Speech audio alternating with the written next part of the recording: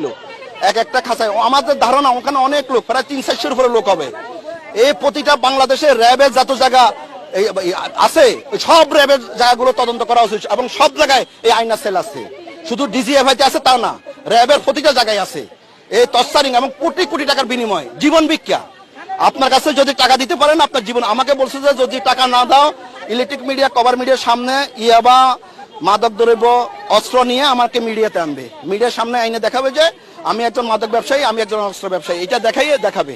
এই খাবার কি, ওই যে খাবারটা আমরা যখন দিতে ওইভাবে হাত দিয়ে দেখতাম যে কি খাবার দিছে, চোখ বাঁধা, চোখ খোলা যাবে না, হাতেরটা খুলে দিত, এই যে খুঁজে দেখতাম যে কি দিছে, না কিছুই আপনি বুঝবেন না, কখনো চোখ খুলতে পারবেন না, আপনি মারিয়ে ফেলবে। হ্যাঁ, মাকে দিত হয়তো আপনার ওইটা 2টা রুটি দিত আর একটু ভাজি শেষ, আর ওটা দিতে কিছু মেডিসিন থাকতো, ও খাইলে আজকে খাইলে একদিন ঘুমাই থাকতেন, মানে খাইলে ঘুমেই থাকে, খালি ঘুমাই থাকে মানুষ, আর শুধু কান্নাকাটি, শুধু কান্নাকাটি, কত কষ্ট যন্ত্রণা। আপনি যদি 1 বছর জেলে থাকেন আর এখানে আয়নাগরে 1 দিন থাকেন এক সমান, আমার যদি জেলে 1 বছর দেয় আর আয়নাগরে 1 দিন, আমি বললাম 1 বছর জেলে থাকবো, কারণ জেলে আপনি বন্ধু বান্ধব চোখ খোলা তো দেখা যাচ্ছে, তো ওখানে কিছুই দেখা যায় না। আর কিসের গোসল, আপনি কি গোসল খুঁজতেছেন? আপনি আপনারা সকাল বিকাল তোবা ফরাচ্ছে, আপনি গোসল খুঁজতেছেন।